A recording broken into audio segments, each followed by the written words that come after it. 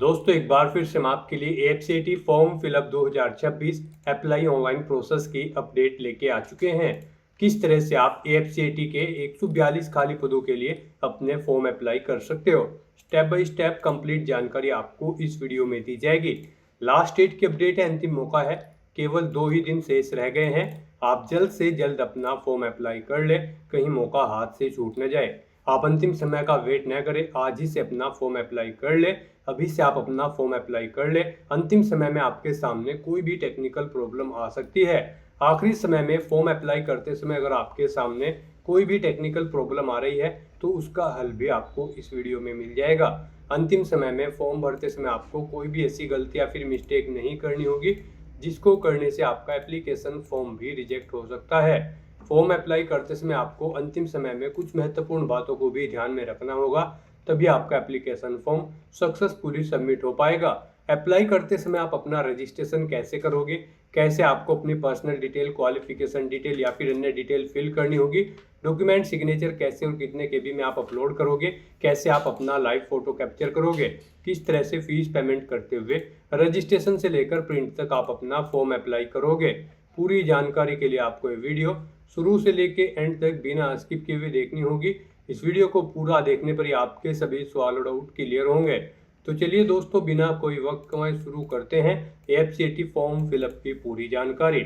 Form भरने से पहले आपको सबसे पहले हमारी वेबसाइट आईएनडी सरकारी नौकरी के इस पेज पर विजिट करना होगा, जिसका लिंक आपको नीचे description plus first comment box में मिल जाएगा। और हमारे इस पेज पर विजिट करके आप यहां से एफसीआईटी का फॉर्म अप्लाई कर सकते हो। इंडियन एयरफोर्स, भारतीय वायुसेना आईएएफ की ओर से एफसीआईटी entry air force common admission test 2026 NCC special entry gate score entry के लिए 142 वैकेंसी निकाली है। लास्ट डेट की अपडेट है, अंतिम मौका केवल 2 दिन शेष है। 19 जून तक आप अप्लाई कर सकते हो। आप जल्द से जल्द अपना फॉर्म अप्लाई कर ले। 56,100 से 1,77,500 सैलरी है। ग्रेजुएट डिग्री बीबी टेक से आप अप्लाई कर सकते हो। 20 से 24, 20 से 26 वर्ष आयु सीमा है। 550 रुपये फीस है। यहाँ पर एनसीसी स्पेशल एंट्री को फीस जमा नहीं करनी होगी, ऑनलाइन मोड से आप फीस पेमेंट करोगे। ऑनलाइन टेस्ट, फिजिकल टेस्ट के आधार पे आपका सिलेक्शन होगा। ऑनलाइन अप्लाई कर सकते हो, ऑल इंडिया से अप्लाई कर सकते हो। fct.edcil.co.in ये इसकी ऑफिशियल वेबसाइट है, जिससे आप यहाँ पर फॉर्म अप्लाई कर सकते हो। इंपोर्टेंट लिंक सेक्शन के अंतर्गत ऑफिशियल नोटिफिकेशन पीडीएफ लिंक पर क्लिक करके आप इसके पीडीएफ डाउनलोड कर सकते हो। इसमें आपको सबसे पहले वैकेंसीज यहाँ पर देखने को मिल जाएगी। उसके बाद में क्वालिफिकेशन आप चेकआउट कर ले, एज लिमिट, एज रिलैक्सेशन की information, examination pattern, syllabus, physical criteria की डिटेल, हाउ टू अप्लाई का प्रोसीजर दिखाया गया है। सभी गाइडलाइंस दे दी गई है। General guidelines, photograph, signature upload करने के लिए सभी आपको यहाँ पर गाइडलाइंस देखने को मिल जाएगी।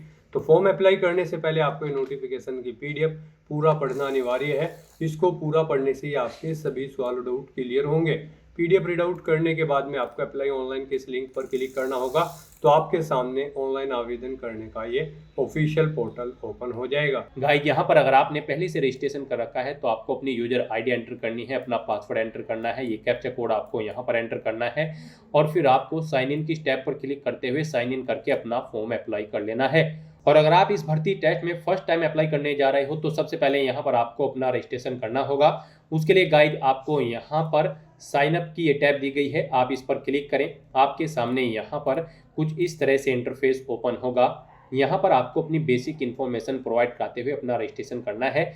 सबसे पहले यहाँ पर आपको अपना नाम एंटर करना है अपनी 10वीं की मार्कशीट के अकॉर्डिंग। फिर आपको अपना मोबाइल नंबर एंटर करना है, उसे एक बार फिर से एंटर करके कंफर्म कर लेना है। अपनी ईमेल आईडी एंटर करनी है, उसे भी आपको कंफर्म कर लेना है 2 बार टाइप करते हुए। और फिर आपको यहाँ पर जनरेट ओटीपी के इस ऑप्शन पर क्लिक करना है। फिर आपके सामने ये कैप्चा ऑथेंटिकेशन पॉपअप शो होगा। यहाँ पर आपको ये कैप्चा कोड इस बॉक्स में एंटर करना है और फिर सबमिट के इस ऑप्शन पर क्लिक करना है। फिर यहाँ पर आपके रजिस्टर्ड मोबाइल नंबर और ईमेल आईडी पर ओटीपी आए होंगे, वो ओटीपी आपको यहाँ पर एंटर करने हैं और वैलिडेट के इन ऑप्शन पर क्लिक करते हुए आपको अपना मोबाइल नंबर और ईमेल आईडी यहाँ पर वेरीफाई कर लेने हैं। उसके बाद आपको डिक्लेरेशन सेक्शन में आना है, आई एग्री के इस चेकबॉक्स को ओके करना है। ये कैप्चा कोड आपको यहाँ पर एंटर करना है और उसके बाद गाइड रीवेरीफाई के इस ऑप्शन पर क्लिक करना है। फिर यहाँ पर आपने ऊपर जो अपनी डिटेल प्रोवाइड कराई है उसका प्रीव्यू आपको शो कर दिया गया है। आपको सभी डिटेल्स चेकआउट करनी है, इनके सामने इन चेकबॉक्सेस को ओके करना है और उसके बाद गाइज फिर आपको सबमिट के इस ऑप्शन पर क्लिक करना है। इस तरह से यहाँ पर आपका रजिस्ट्रेशन हो जाएगा। आपको एक एप्लीकेशन नंबर यहाँ पर प्रोवाइड कर दिया गया है, साथ ही साथ आपके रजिस्टर्ड मोबाइल नंबर और ईमेल आईडी पर भी आपकी एक यूजर आईडी और पासवर्ड आपको सबमिट कर दी गई हैं। आपको उन्हें केयरफुली नोट डाउन करके रख लेना है फ्यूचर यूज के लिए। और गाइज अब आपको यहाँ पर लॉग आउट के स्टेप पर क्लिक करना है। फिर आपके सामने साइन इन का ये इंटरफेस ओपन होगा। अब आपको अपनी यूजर आईडी यहाँ पर एंटर करनी है जो आपके रजिस्टर्ड मोबाइल नंबर और ईमेल आईडी पर आई है। वो यूजर आईडी आपको यहाँ पर एंटर करनी है। अपना पासवर्ड आपको एंटर करना है, जो आपकी आईडी और मोबाइल नंबर पर पासवर्ड आया है वो यहाँ पर आप एंटर करें। ये कैप्चा कोड आप यहाँ पर एंटर करें और उसके बाद साइन इन के इस ऑप्शन पर क्लिक करें। नेक्स्ट यहाँ पर आपको अपना पासवर्ड चेंज करना है। यहाँ पर गाइड आपको आपका पासवर्ड 8 से 15 कैरेक्टर के बीच में रखना है और ये अल्फा न्यूमेरिक फॉर्मेट में आपको रखना है। यहाँ पर आपको आपकी यूजर आईडी और ओल्ड पासवर्ड ऑटोमेटिकली फिर मिलेंगे। यहाँ पर अब आपको अपना पासवर्ड क्रिएट करना है। यहाँ पर अल्फा न्यूमेरिक फॉर्मेट में आपका पासवर्ड होना चाहिए, मीन्स आपके पासवर्ड में कम से कम एक अपर केस कैरेक्टर, एक लोअर केस कैरेक्टर, एक इंटीजर नंबर और एक स्पेशल कैरेक्टर जैसे कि @ या फिर डॉलर होना चाहिए। तो इस फॉर्मेट में यहाँ पर आपको अपना नया पासवर्ड एंटर करना है। वही पासवर्ड आपको कंफर्म न्यू पासवर्ड फील्ड में एंटर करना है। उसके बाद आपको ये कैप्चा कोड यहाँ पर एंटर करना है और फिर गाइड आपको यहाँ पर चेंज पासवर्ड के इस ऑप्शन पर क्लिक करते हुए अपना पासवर्ड चेंज कर लेना है। इस तरह से यहाँ पर आपका पासवर्ड सक्सेसफुली चेंज हो जाएगा। अब आपको यहाँ पर अपनी यूजर आईडी एंटर करनी है। अपना नया पासवर्ड जो आपने अभी अभी क्रिएट किया है वो यहाँ पर आपको एंटर करना है। ये कैप्चा कोड आपको यहाँ पर एंटर करना है और फिर आपको यहाँ पर साइन इन के इस ऑप्शन पर क्लिक करते हुए अपने डैशबोर्ड में साइन इन कर लेना है। नेक्स्ट आपके सामने आपका डैशबोर्ड कुछ इस तरह से शो होगा। अब यहाँ पर आपको अपना फॉर्म अप्लाई करने के लिए गो टू एप्लीकेशन के इस टैब पर क्लिक करना है। फिर आपके सामने कुछ इस तरह से इंटरफेस ओपन होगा। अब यहाँ पर आपका फॉर्म स्टार्ट हो चुका है। गाइड आपको सबसे पहले अपनी एग्जाम कैटेगरी यहाँ पर सिलेक्ट करनी है। यहाँ पर आपको बताना है आप AFCAT के लिए अप्लाई करना चाहते हैं या फिर NCC air wing special entry for flying branch के लिए अप्लाई करना चाहते हैं या फिर आप गेट स्कोर एंट्री के थ्रू यहाँ पर अप्लाई करना चाहते हैं। आप अपनी चॉइस के अकॉर्डिंग कोई भी ऑप्शन सेलेक्ट करें। फिर यहाँ पर आपसे पूछा गया कि क्या आपने ऑफिशियली अपना नाम 10वीं क्लास के बाद कभी चेंज आउट किया है। अगर चेंज किया है तो आप यस करेंगे और अपना चेंज नेम देंगे, नहीं किया है तो आप नो ऑप्शन सेलेक्ट कर लेंगे। फिर यहाँ पर आपको अपने फादर का नाम एंटर करना है अपनी 10वीं की मार्कशीट के अकॉर्डिंग। अपनी मदर का नाम एंटर करना है 10वीं की मार्कशीट के अकॉर्डिंग। कोई सेकेंडरी ईमेल आईडी है, ऑप्शनल ईमेल आईडी, वो यहाँ पर आप एंटर कर सकते हैं, नहीं है तो इस कॉलम को आप खाली छोड़ दें। उसके बाद आपको अपनी नेशनलिटी सिलेक्ट कर लेनी है, इंडियन। फिर यहाँ पर आपसे पूछा गया है आपको अपनी बॉडी पर कोई कट या तिल के निशान है तो उन पैलेस के नाम यहाँ पर आपको एंटर करने हैं, नहीं है तो आप नो मार्क यहाँ पर एंटर कर देंगे। फिर आपसे पूछा गया है कि क्या आप यहाँ पर हैबिचुअली सनग्लासेस पहनते हैं, यानी कि चश्मा वगैरह पहनते हैं अपने चेहरे पर। अगर पहनते हैं तो आप यस करेंगे, नहीं तो आप नो ऑप्शन सेलेक्ट कर लेंगे। यस ऑप्शन अगर आप यहाँ पर सिलेक्ट करते हो तो फिर यहाँ पर आप फ्लाइंग ब्रांच पर अप्लाई करने के लिए एलिजिबल नहीं होंगे। उसके बाद यहाँ पर आपको अपना कोई एक प्राइमरी आईडी प्रूफ सेलेक्ट करना है, जैसे कि आधार, ड्राइविंग लाइसेंस, पैन कार्ड या फिर पासपोर्ट, और उसका नंबर यहाँ पर आपको एंटर कर देना है। फिर यहाँ पर आपको अपना कोई सेकेंडरी आईडी प्रूफ सेलेक्ट करना है और उसका नंबर भी आपको यहाँ पर एंटर कर देना है। उसके बाद आपसे पूछा गया है कि क्या आपने CPSS या फिर PABT जो एप्टीट्यूड टेस्ट है वो आपने पास आउट कर लिया है या फिर आप उसमें फेल हो या फिर आप एपियर नहीं हुए हो। आप यहाँ पर अपना स्टेटस सेलेक्ट करेंगे। उसके बाद यहाँ पर आपसे पूछा गया है कि क्या आपके पास करंट कमर्शियल पायलट लाइसेंस है जो कि इशू किया गया है DGCA के द्वारा। अगर है तो आप यस करेंगे, नहीं है तो आप नो ऑप्शन सेलेक्ट करेंगे। आपने यहाँ पर इंडियन एयरफोर्स में एयरमैन के तौर पर सर्विस की है, अगर की है तो आप यस करें और फिर अपनी रैंक यहाँ पर बताएं किस रैंक पर आपने सर्विस की है। सर्विस नंबर यहाँ पर आप एंटर करें, करंट पोस्टेड यूनिट आप एंटर करें, कमांड बताएं किस कमांड में आपने सर्विस की है, और अगर नहीं की है तो आप सिंपली नो ऑप्शन सेलेक्ट कर लेंगे। उसके बाद आपसे पूछा गया है कि क्या आपके पास NCC का C सर्टिफिकेट है एयर विंग ब्रांच पर अप्लाई करने के लिए। अगर है तो आप यस करेंगे और फिर यहाँ पर अगर नहीं है तो आप नो ऑप्शन सेलेक्ट कर लेंगे। फिर आपको अपना जेंडर सेलेक्ट करना है। उसके बाद यहाँ पर आपको अपना मैरिटल स्टेटस सेलेक्ट कर लेना है। फिर आपको अपनी डेट ऑफ बर्थ यहाँ पर इस कैलेंडर में से सिलेक्ट कर लेनी है। उसके बाद आपको अपनी डेट ऑफ बर्थ एक बार फिर से सिलेक्ट करके उसे कंफर्म कर लेना है। फिर यहाँ पर आपको अपनी टेस्ट सिटी सिलेक्ट करनी है। यहाँ पर आपको 5 चॉइसेस दी गई है। आप अपनी चॉइस के अकॉर्डिंग 5 टेस्ट सिटी यहाँ पर सिलेक्ट कर लें। पहले आप स्टेट सिलेक्ट करें, उसके अंतर्गत फिर जो सिटीज़ हैं उन सिटी में से आप सिटी यहाँ पर सिलेक्ट कर लें। तो इस तरह से यहाँ पर आपको 1 बाय 1 करके अपनी 5 टेस्ट सिटी सिलेक्ट कर लेनी है। आप यहाँ पर जिस सिटी को जिस नंबर पर प्रेफरेंस देना चाहते हैं आप उसे उस नंबर पर यहाँ पर सिलेक्ट कर लें। इस तरह से अपनी डिटेल्स प्रोवाइड करने के बाद गाइस फिर आपको यहाँ पर सेव एंड नेक्स्ट के इस ऑप्शन पर क्लिक करना है। फिर यहाँ पर आपने पर्सनल डिटेल में अपनी ऊपर जो डिटेल प्रोवाइड कराई है उनका प्रीव्यू आपको शो कर दिया गया है। आपको सभी डिटेल्स चेकआउट करनी है, उनके सामने इन सभी चेक बॉक्सेस को आपको ओके करना है और फिर गाइज आपको यहाँ पर सेव एंड नेक्स्ट के इस ऑप्शन पर क्लिक करना है।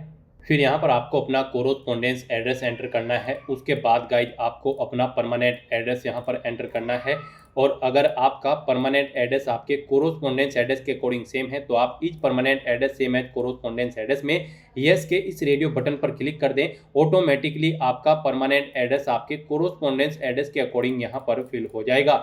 इस तरह से अपने एड्रेस की डिटेल प्रोवाइड करने के बाद फिर आपको यहाँ पर सेव एंड नेक्स्ट के इस ऑप्शन पर क्लिक करना है।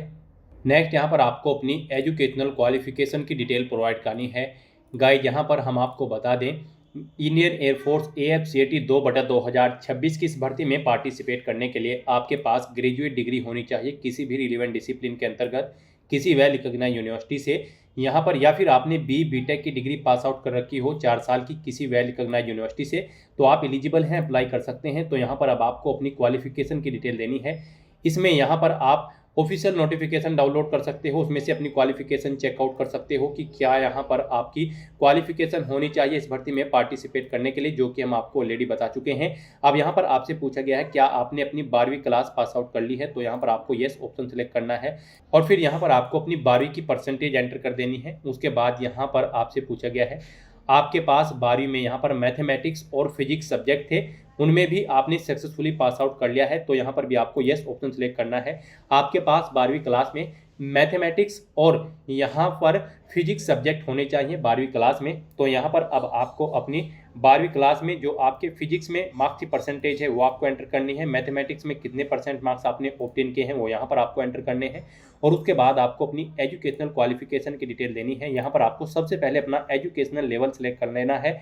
यहाँ पर आपने 12वीं क्लास पास आउट कर रखी है प्लस ग्रेजुएशन कर रखी है, या फिर आपने 12वीं के साथ साथ ग्रेजुएशन पोस्ट ग्रेजुएशन कर रखी है, या फिर आपने 12वीं क्लास पास आउट करने के बाद इंटीग्रेटेड पोस्ट ग्रेजुएशन कर रखी है। इनमें से आपने जो भी डिग्री कर रखी है वो आप यहाँ पर सेलेक्ट करें। फिर यहाँ पर आपको अपनी ग्रेजुएशन का लेवल सेलेक्ट कर लेना है। यहाँ पर graduation option A for aeronautical engineer mechanical branch के लिए है, या फिर आपने graduation option B aeronautical engineer electronics branch के अंतर्गत पास आउट की है, या आपने ग्रेजुएशन यहाँ पर सी अकाउंट्स ब्रांच के साथ या फिर किसी अन्य ब्रांच के साथ, जिस भी ब्रांच के साथ आपने की है वो ब्रांच सेलेक्ट करें। इनमें नहीं है तो आप फिर यहाँ पर डी ऑप्शन सेलेक्ट करेंगे और फिर यहाँ पर आप अपनी ग्रेजुएशन की डिटेल प्रोवाइड कराएंगे। यहाँ पर आपको बताना है आपने ग्रेजुएशन किस स्ट्रीम में पास आउट की है, BBA किया है या फिर बैचलर ऑफ मैनेजमेंट या फिर बैचलर ऑफ बिजनेस या फिर आपने BSc की है। आप अपने अकॉर्डिंग यहाँ पर ऑप्शन सेलेक्ट करेंगे।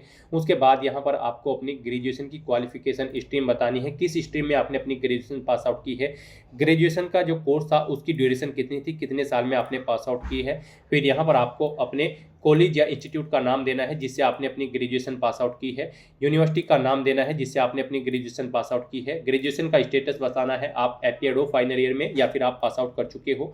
फिर यहाँ पर आपको बताना है अगर आप पास आउट है तो फिर यहाँ पर आप एक्सपेक्टेड डेट देंगे कब तक आपका रिजल्ट यहाँ पर डिक्लेयर हो जाएगा, और अगर आप पास आउट हो तो फिर यहाँ पर आपका रिजल्ट कब डिक्लेयर हुआ है वो डेट आप सेलेक्ट कर लेंगे। फिर अपनी ग्रेजुएशन की परसेंटेज यहाँ पर आप एंटर करेंगे। फिर यहाँ पर आपसे पूछा गया कि क्या आप करंट में कहीं पर कार्यरत हैं, अगर हैं तो आप यस करें, और फिर आप एलिजिबल नहीं होंगे इस भर्ती में पार्टिसिपेट करने के लिए, तो यहाँ पर आपको नो ऑप्शन सेलेक्ट करना है।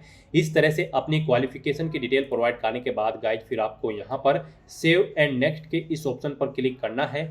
नेक्स्ट यहाँ पर आपको अपनी कोर्स प्रेफरेंस देनी है। यहाँ पर आपको आपकी एजुकेशनल क्वालिफिकेशन के अकॉर्डिंग कोर्स की लिस्ट शो कर दी गई है। यहाँ पर आप जिस कोर्स को जिस नंबर पर प्रेफरेंस देना चाहते हैं उसे आप सेलेक्ट करें और यहाँ पर क्लिक हियर के इस ऑप्शन पर क्लिक करें, वो यहाँ पर सेकंड कॉलम में ऐड हो जाएगा। इस तरह से आपको 1 बाय 1 करके अपनी कोर्स की प्रेफरेंस यहाँ पर देनी है। और गाइज अगर आप किसी कोर्स की प्रेफरेंस को यहाँ पर अप एंड डाउन करना चाहते हैं तो उसे आप सेलेक्ट करें, इस नीचे एरो की पर क्लिक करें, वो यहाँ पर ऐड हो जाएगी। फिर यहाँ पर आप उसे जिस नंबर पर प्रेफरेंस देना चाहते हैं उस नंबर पर सिलेक्ट करते हुए यहाँ पर आप प्रेफरेंस दे दें। इस तरह से आपको 1 बाय 1 करके अपने कोर्स की प्रेफरेंस यहाँ पर दे देनी है। और फिर गाइज आपको यहाँ पर सेव एंड नेक्स्ट के इस ऑप्शन पर क्लिक करना है।